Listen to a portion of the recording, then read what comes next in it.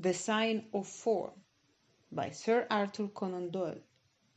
Chapter 10. The Hunt Begins.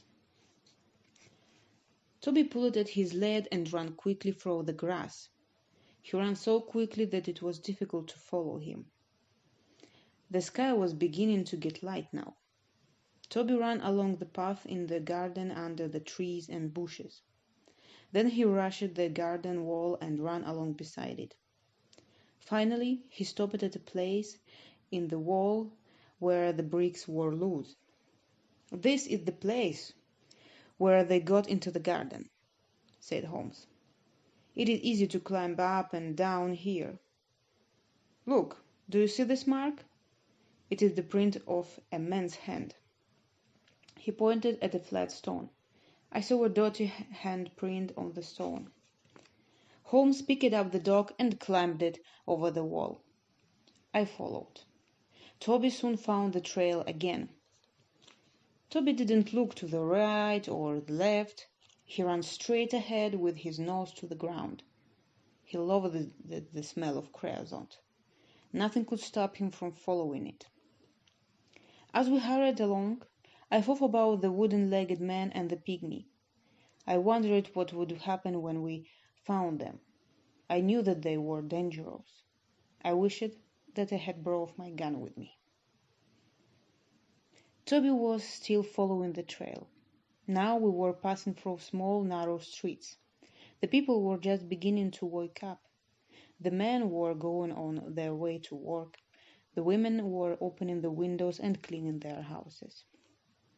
Suddenly, Toby ran down a path. This path led straight down towards the River Thames. Soon the river appeared in front of us. Toby ran faster and faster.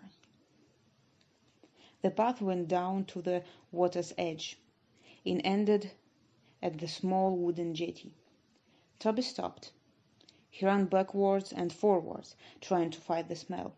He looked up at us sadly with his large eyes. He didn't know what to do. "They have got into a boat here," said Holmes. There was a small house beside the jetty. A notice was hanging from one of the windows.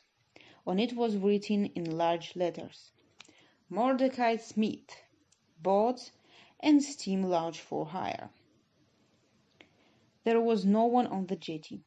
Several small boats were near the jetty on the bank of the river. Holmes looked at those boats. "I wonder where the steam launch is," he said. "I think we must ask a few questions." He knocked loudly at the door of the house. A large woman with a red face opened it. A child was crying somewhere inside the house. I saw that woman was very upset about something. She had begun crying. "Good morning," said Holmes politely. "Are you Mordecai Smith's wife?" "Yes," replied the woman. "What do you want?" "Could I speak to your husband, please?" asked Holmes. "No, you can't. He isn't here. I haven't seen him since yesterday morning." "Oh," said Holmes. "I wanted to hire a boat." "Well, perhaps I can help you," said Mrs. Smith. "Which boat do you want?" "I wanted to hire the steam launch. I have heard it is a very good boat. Let me see. What's the name?" The Aurora, sir," said Mrs. Smith. "Oh, yes, that's right. I remember now. But where is the Aurora?"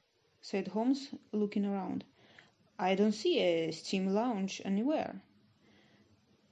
"Oh, sir, my husband has gone in the Aurora," Mrs. Smith replied and burst into tears. "I'm very worried about him. I don't trust the wooden-legged man." "What wooden-legged man, Mrs. Smith?" asked Holmes in a surprised voice. "I don't know who he is, sir, but my husband went with the wooden-legged man in the Aurora yesterday morning. and hasn't come back.